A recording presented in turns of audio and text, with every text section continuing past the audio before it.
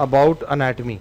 So what I'll do here is I'll show you a question with numbering style, I'll show you how it is integrated into anatomy. So this is a step 1 USMLE kind of a question, which should look like a clinical question to you. A 60-year-old male has history of hip surgery in the recent past. He was immobilized for the next 10 days, developed breathlessness. So what are we looking at? Old patient hip surgery. Hip surgeries are notorious for what? Notorious for immobilization. And I have again re-emphasized by asking that he is immobilized for the next 10 days. And again I have said he has developed breathlessness. This is very typical of pulmonary embolism. But that is not the question. The question says, because this is step 1, that chest CT angiography was performed and is suggestive of pulmonary embolism. And the question is, which of the following structures a filter is placed in such patients? Okay. And the image that is provided to you in the exam is something like this. Okay. So what do you see in front of you? You see a CT abdomen. I hope you can identify the abdomen. I'll help you. And you can see the numbers on the structures. And you have to identify in which structure do we put and filter in a patient with pulmonary embolism. Okay. So we know from our knowledge of medicine or physiology that pulmonary embolism, this is stasis in the leg veins, leg vein thrombosis, and which are leading to thromboembolism in the pulmonary vessels.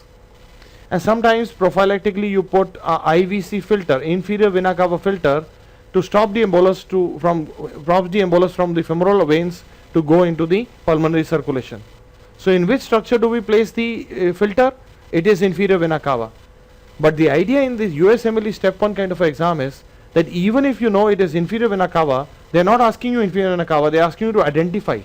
And they have put up the numbers and you have to identify which number is showing you the inferior vena cava. So always remember, now I have marked in front of you the right side on the CT scan. This is now, if you are facing the computer screen today, this side is always the right side. It is not your right which matters, it is the right of the computer screen which is the right side on the CT scan. And I have marked the anterior for you, and the opposite to it would be posterior. You can see in the posterior aspect, you can see the vertebra, the spinal canal and the ribs. Now please guess with me, what does the number 1 indicate? Number 1 is the liver. Number 1 is the liver. What is the number 6? Number 6, spleen. Number 6 is the spleen. Many people get it wrong in the USMLE because they don't know the right left orientation and they get confused. So now please see, 1 is the liver, 6 is the spleen. Okay. 8, what do you think is the 8? 8 is the stomach. And you can see in the stomach there is some fluid and you can see a air fluid level. Okay. Behind the stomach, the structure that you see is the pancreas, which is not numbered, in this image. 5 is the right kidney, 5 is the right kidney, 4 is the left kidney. 4 is the left kidney. Okay. Now tell me, what is 2? What is 2 in this image? 2 is the aorta. 2 is the aorta, and you can see around the aorta. Can you see how the diaphragmatic crusts are seen? What is the number 3 is the question. What is the number 3? Number 3 is the inferior vena cava. Number 3 is the inferior vena cava, and number 7 that you see in the image is the adrenal on the right side. Okay. So where do we place the filter in such a patient where you have pulmonary embolism and you want to prevent it? You place a filter in the inferior vena cava. Which number indicates this structure? It is number 3. This is how they integrate the basics of physiology, where you learn in physiology something called as Workhorse triad, where stasis in the leg vein is the factor which is leading to thrombosis. Other factors which can lead to thrombosis include endothelial injury and a sluggish flow, stasis. Okay. So what is leading to thrombosis here? It is stasis in the leg veins because the patient has had hip surgery and was immobilized for the last 10 days. Okay. Do you understand this? And they have not asked you to diagnose pulmonary embolism, they have asked you to identify the structure where you place the filter, that is inferior vena cava, and this is how you identify. Now if I want to twist the question, in the same history, instead of giving an abdominal CT, I might give you a chest CT. This is how a chest CT looks like. Once you see this chest CT, what do you see? What do you think is my arrow pointing at? What do you think?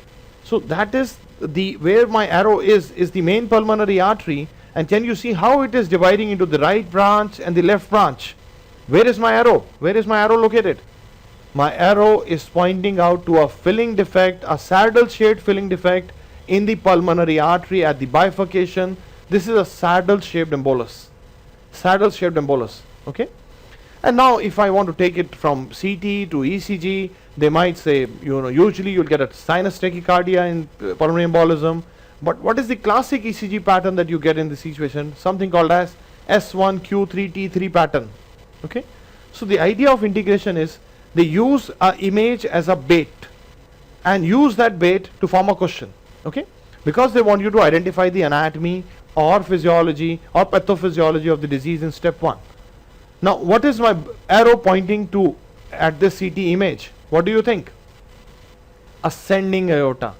Now my arrow is pointing to the ascending aorta. Let me change the arrow. Where is my arrow pointing to now? It is pointing to the descending aorta. That is the area you have the descending aorta. And now to make sure that you follow what is happening, please identify the structure where my arrow is pointing at. Superior vena cava. So this is the arrow which is marking the superior vena cava. Okay. So this is a gross orientation of the CT chest, how the mediastinum looks like, and how to identify pulmonary embolism on a CT chest. And we've talked about how a question can be framed by mixing up the things. Okay. So I hope you enjoy this part. My idea is to tell you that this is the classic pattern in USMLE step 1, but gradually in NEET PG, which is the new pattern exam in India, they have introduced visuals. And it has become very common to see such questions where they put a visual and they put a marker and they ask you to identify the image.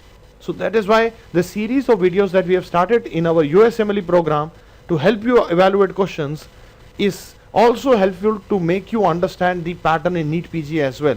Okay, some of the questions would reflect such pattern. Looking at the question again, this was the question where you had an old patient, hip surgery, immobilized for the 10 days, breathlessness, a chest CT was performed, suggestive of pulmonary embolism, and we have seen how it should look like, and they had said, which structure do you think the filter is placed? And the answer is 3. That is the IVC. I hope you enjoyed this edition of our USMLE based vignettes where we discuss small vignettes, how to approach a question, how to learn the step 1 questions. I hope you enjoyed this episode of USMLE Edge program of DAMS. Please follow us on the Facebook group mentioned. DAMS USMLE is the / that you put after the facebook.com. You can also follow us at our YouTube channel DAMS Delhi for more such videos. We are committed to providing quality USMLE step 1 classes in India, and today we are the only one offering face-to-face classes in our Delhi center for USMLE step 1. That is what we are proud of, and we are committed to making a difference in your careers. We would love to hear back from you. If you enjoy this episode, please write back to us at usmle@damsdaily.com. Thank you very much. We wish you all the best.